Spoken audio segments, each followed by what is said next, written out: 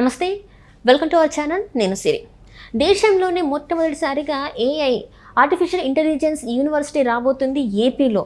అయితే దీనికి ఎస్ఆర్ఎం వాళ్ళు ఆల్రెడీ ఒక యూనివర్సిటీ అయితే క్యాంపస్ని అయితే నడుపుతున్నారు. సో వీళ్ళు ముందుకొచ్చి ఆర్టిఫిషియల్ ఇంటెలిజెన్స్ని ఏపీలో పెట్టాలని అయితే వాళ్ళు అనుకుంటున్న సందర్భంలో ఒక కార్పొరేట్ సంస్థ కూడా తోడైతే బాగుంటుంది అని చెప్పేసి అయితే వాళ్ళు అనుకోవడం జరిగింది. దీంతో రిలయన్స్ పేరు అయితే మరి బయటకు వచ్చింది.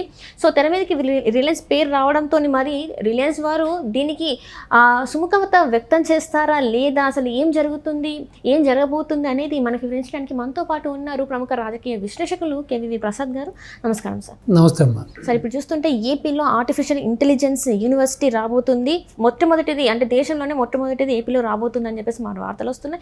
ఎస్ఆర్ఎం సంస్థతో పాటు ఒక ప్రముఖ కార్పొరేట్ సంస్థ కూడా తోడైతే బాగుంటుందని చెప్పేసి అనుకుంటున్న సందర్భంలో రిలయన్స్ పేరు అయితే తెర మీదకి వచ్చింది. మరి రిలయన్స్ వాళ్ళు ఒప్పుకుంటారా, దీనికి సుముఖంగా వాళ్ళు ఆన్సర్ ఇవ్వబోతున్నారా, వీళ్ళు సుముఖత వ్యక్తం చేస్తారా లేదా అనేది ఎట్లా ఉండబోతుంది సార్? మరి ఇప్పుడు ఒకటమ్మా, ఇప్పుడు అమరావతిలోనే ఎస్ఆర్ఎం యూనివర్సిటీ ఒక పెద్ద క్యాంపస్ నడిపిస్తుంది. సో చెన్నైలో కానీ ఇప్పుడు మన దేశవ్యాప్తంగా కూడా వాళ్ళకి చాలా క్యాంపస్లు ఉన్నాయి. సో ఎస్ఆర్ఎం వచ్చి అన్ని రంగాల్లో ఉన్నారు, మెడికల్, ఇటు ఇంజనీరింగు, అన్ని అట్లలో ఉన్నారు. సో అది ఒక ప్రముఖ విద్యా సంస్థగా కూడా విరజిల్లుతుంది. సో ఈ మధ్య రీసెంట్గా బాబు గారు ఎస్ఆర్ఎం చైర్మన్ ఎవరైతే పచ్చముత్తు గారు ఉన్నారో, పచ్చముత్తు గారి బృందంతో కలిపి ఆయన ఒక మీటింగ్లో పాల్గొనడం జరిగింది. ఆ సందర్భంలోగా ఈ ఆర్టిఫిషియల్ ఇంటెలిజెన్స్ కూడా మీ దగ్గర పెడితే బాగుంటుంది కదా మీ యూనివర్సిటీలో. సో అది బహుశా మనకి ఇండియాలో ఫస్ట్ అవుతుంది కదా, ఇంతవరకు ఇండియాలో ఎక్కడ లేదు కాబట్టి. సో మన అమరావతికి తలమానికంగా మారుతుంది కాబట్టి, ఆల్రెడీ మీ క్యాంపస్ ఉంది కాబట్టి మీరు దాన్ని కూడా ఎందుకు మొదలు పెట్టకూడదని చెప్పి బాబు గారు ప్రపోజ్ చేయడం జరిగింది.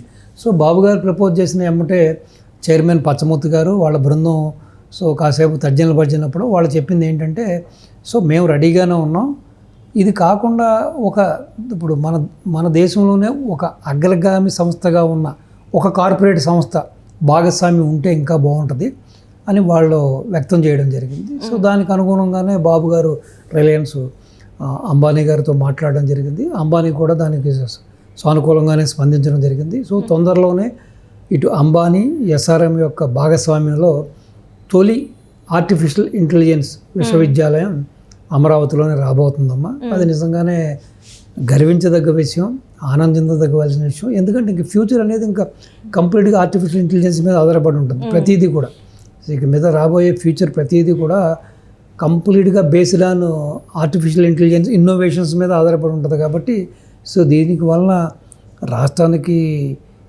ఆదాయమే కాకుండా రాష్ట్రానికి ఎంతోమంది ఒక నైపుణ్యం గల ఒక టెక్నీషియన్స్ని అందించే సంస్థగా కూడా మారబోతుంది. ఉద్యోగ అవకాశాలు పెరుగుతాయి, వలసలు కూడా వెళ్ళాల్సిన అవసరం లేకుండా మన ఏపీలోనే ఉండి వాళ్ళ పనులు చేసుకోవడానికి చాలా వరకు ఉంటుంది. ఎందుకంటే ఇప్పుడు చూస్తున్నట్టయితే ఆంధ్రాలో చాలా వరకు యువత పక్క రాష్ట్రాలకు వెళ్ళిపోయిన పరిస్థితి, ఉద్యోగ అవకాశాలు లేక. సో దీంతో కొంతవరకైనా చాలా వరకు ఆ స్కిల్స్ ఎవరైతే ఉంటాయో వాళ్ళకి ఉద్యోగాలు వచ్చే అవకాశం ఉంది అని అంటున్నారు. మరి ఇది ఎప్పటి వరకు అయ్యే ఛాన్సెస్ ఉందంటారు సార్? ఎందుకంటే ఇప్పుడు పెట్టుబడులు పెట్టడానికి చాలామంది వస్తున్న సందర్భంలో కొంతమంది వస్తున్నారు, కానీ ఇంకొంతమంది ఇంకా కూడా ఆలోచించుతున్న పరిస్థితులు ఉన్నాయి ఏపీలో. మరి ఎలా ఉండబోతుంది సార్? సో డెఫినెట్గా అమ్మ, ఆల్రెడీ ఇప్పుడు వాళ్ళకి ఎస్టాబ్లిష్డ్ యూనివర్సిటీ ఉంది కాబట్టి సో దీనికి పెద్దగా వాళ్ళు ఏం ప్రయోజనపడవలసిన పని లేదు. ఆల్రెడీ ఏదైతే ఇప్పుడు జగన్మోహన్ రెడ్డి గత 5 ఏళ్లలో కొంచెం వాళ్ళ యొక్క ఆ ఎక్స్పాన్షను, వాళ్ళకి మిగతా అభివృద్ధి పనులు కూడా కుంటుపడినాయి ఎస్ఆర్ఎం వాళ్ళకి.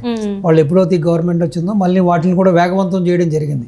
సో డెఫినెట్గా ఆల్రెడీ క్యాంపస్ ఉంది, దానికి తగ్గ వాళ్ళకి ఇన్ఫ్రాస్ట్రక్చర్ అక్కడే ఉంది కాబట్టి సో డెఫినెట్గా ఇప్పుడు అంబానీ కూడా ముందుకు వచ్చేస్తే ఆల్మోస్ట్ అంబానీ కూడా దానికి సమ్మతం తెప్పినట్టుగానే కనిపిస్తుంది. సో డెఫినెట్గానే within a short time, maybe span of 6 monthsలోనో స్పాన్ ఆఫ్ విత్ ఇన్ 1 yearలోనే ఈ యూనివర్సిటీ కూడా ఒక స్ట్రీమ్ లైన్కి వచ్చేసేసి మీరు చెప్పినట్టుగా నెక్స్ట్ అకాడమిక్ ఇయర్ ఏదైతే ఉందో అది వచ్చేటప్పటికి ఇంకా ఆర్టిఫిషియల్ ఇంటెలిజెన్స్ కూడా కోర్సు కూడా బయటకు వచ్చేస్తుంది. సో దానికి తగ్గట్టుగా అడ్మిషన్స్ స్టార్ట్ అవుతాయి. దానికి తగ్గట్టుగా దేశవ్యాప్తంగా ఎక్కడైనా సరే కావాల్సిన వాళ్ళు దాని మీద ఇంట్రెస్ట్ చూపించిన వాళ్ళు రావచ్చు, అక్కడ జాయిన్ అవ్వచ్చు, ఆ నైపుణ్యం పొందవచ్చు, అదే ఆ కోర్స్ చేయొచ్చు.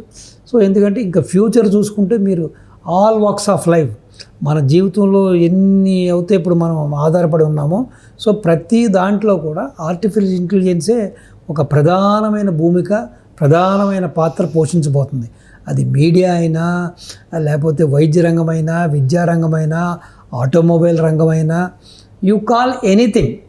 అసలు మనం ఒక మనిషి ప్రతిరోజు దేని మీద అయితే ఆధారపడి ఉంటున్నాడో, దేని మీద అయితే ఆధారపడి బతుకుతున్నాడో, సో ప్రతి దాంట్లో కూడా ఆర్టిఫిషియల్ ఇంటెలిజెన్సీ ఒక ప్రధాన పాత్ర పోషించడం పోతుందనేలో ఎటువంటి సందేహం లేదు. ఇంకా రానున్న రోజుల్లో ఆర్టిఫిషియల్ ఇంటెలిజెన్స్ ఇదే ఫ్యూచర్. సో డెఫినెట్గా ఆర్టిఫిషియల్ ఇంటెలిజెన్స్కి సంబంధించిన ఇన్నోవేషన్స్ కానీ, డిఫరెంట్ యొక్క ప్రాజెక్ట్స్ కానీ, దానికి సంబంధించిన ప్రాజెక్టులు కానీ, పైలట్ ప్రాజెక్టులు కానీ, ఈ విధంగా చాలా రావాలి కూడా. సో ఇక మీదట ఏంటంటే ఇంకా ప్రతిదీ కూడా బేస్డ్ ఆన్ ఏఐ ఉంటుంది. అది ఏ రంగమైనా సరే. ఇప్పుడు మీరు చూసుంటారు చాలా చోట్ల ఈవెన్ న్యూస్ రీడర్స్ కూడా ఆర్టిఫిషియల్ ఇంటెలిజెన్స్ ద్వారానే వాళ్ళు న్యూస్ రీడర్స్ కూడా వచ్చేసారు. అంటే మ్యాన్ పవర్ కూడా కొంచెం ఒక విధంగా చెప్పాలంటే ఆర్టిఫిషియల్ ఇంటెలిజెన్స్ వల్ల మేబీ కొంత మ్యాన్ పవర్ కూడా డెఫినెట్గా ఉద్యోగ అవకాశాలు దెబ్బతినే అవకాశాలు కూడా ఉన్నాయి. అలాగే కొన్ని క్రిటికల్ కొన్ని ఉంటాయి. కొన్ని ఇప్పుడు న్యూక్లియర్ సెంటర్స్ కానీ ఇటువంటి కొన్ని ప్రమాదకరమైన చోట్ల కూడా సో ఈ ఆర్టిఫిషియల్ ఇంటెలిజెన్స్ తోటి, ఆ రోబోట్స్ తోటి కూడా మనం పని చేయించుకోవచ్చు. అంటే కొన్ని మానవాళికి కొంచెం ప్రాణానికి హాని లేకపోతే ఇబ్బంది పడే ఆ యొక్క వాయువులు కానీ, లేకపోతే అక్కడ ఆ అట్మాస్ఫియర్ ఉన్న పరిసరాల్లో కూడా మనం with the help of artificial intelligence మనం కొన్ని రోబోల ద్వారా కొన్ని పనులు మనమే చేయొచ్చు. ఇప్పటికే చూసుంటారు మీకు రోబోటిక్ సర్జరీ అని, రకరకాలుగా సర్జరీస్ కూడా కొన్ని డాక్టర్ అవసరం లేకుండానే ఆ డాక్టర్ పర్యవేక్షణలో రోబోలే చేసేస్తున్నాయి. సో డెఫినెట్గా ఇది ఒక శుభ పరిణామం. డెఫినెట్గా మనం ఈ విషయంలో చంద్రబాబు నాయుడు గారి ఇనిషియేటివ్ని మనం అప్రిషియేట్ చేయాలి, అభినందించాలి, ఆనందించాలి. సో డెఫినెట్గా అదే మరి ఒక దార్శనికుడికి ఒక దరిద్రుడికి ఉన్న తేడా అదే. అలాగే ఒక విజనరీకి ఒక ప్రెజనరీకి ఉన్న తేడా అదే. సో ఆయన వచ్చినప్పటి నుంచి చూడండి, ఇంకా 100 రోజులు కూడా అవ్వలేదు ప్రభుత్వం వచ్చి. ఆయన ఏ విధంగా ఆలోచిస్తున్నారు, ఎన్ని రకాలుగా ఆలోచిస్తున్నారు. మరి నిజంగా ఆ 74 ఏళ్ల వయసులో ఆయన అసలు ఒక 20 ఏళ్ళు 25 ఏళ్ల వాడికి కూడా మరి అంత విజన్ ఉండదు, అంత ముందు చూపు ఉండదు. ఆయన చూడండి ఏ విధంగా రాష్ట్రాన్ని ముందు తీసుకెళ్ళాలి, ఏ విధంగా టెక్నాలజీని అడాప్ట్ చేసుకోవాలి, ఏ విధంగా టెక్నాలజీని మనం డెవలప్ చేయాలి, ఏ విధంగా టెక్నాలజీని ప్రమోట్ చేయాలని చెప్పి ఆయన ఎన్ని రకాలుగా తపన పడుతున్నారో. ఇప్పటికైనా ఆంధ్ర ప్రజానీకం కళ్ళు తెరిచి ఇంకా ఎవరో కొంతమంది ఆ వర్గం కోసమో, కులం కోసమో, మతం కోసమో ఇంకా జగన్మోహన్ రెడ్డి వైపు మొగ్గు చూపుతూ ఉన్నారు. వాళ్ళు కూడా ఇవన్నీ చూసి ఆ రియలైజేషన్ అయ్యి, అరే ఇటువంటి నాయకుడు రా మనకు కావాల్సింది. 16 నెలలు జైలు కూడా ఉండి చెప్పకూడదు తిని పబ్జీ గేమ్ ఆడుకుంటా తాడేపల్లి కొంపలో కూర్చుని 3,62,56,830 రూపాయలకి 18 లక్షల చిల్లర ఎగ్ పప్పులు తిన్నవాడు కాదు. రోజుకి యావరేజ్ని 20,000 రూపాయలు చొప్పున ఎగ్ పప్పులు తిన్నవాడు కాదు. మనకు కావాల్సింది ఇటువంటి నాయకుడు. ఈ విధంగా మన భవిష్యత్తు గురించి, మన యొక్క భావితరాల గురించి ఆలోచించే నాయకుడు కావాలని చెప్పి ఇప్పటికైనా జనాలు కళ్ళు తెరిచి బుద్ధి తెచ్చుకుని బాబు గారికి కూటమి పార్టీ వెనకాల నిలబడాలని చెప్పి మీ ద్వారా విజ్ఞప్తి చేస్తున్నాను. Right sir, right. Thank you.